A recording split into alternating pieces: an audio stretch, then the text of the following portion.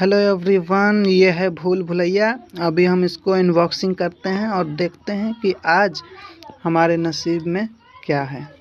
चलिए इसको काटते हैं, अभी देखते हैं कि निकलता क्या है इसमें। अरे 500 नहीं तो 10-20 तो निकलेगा ही ना।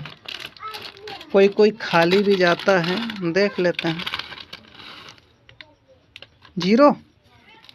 चलिए ये तो 0 रह गया यार।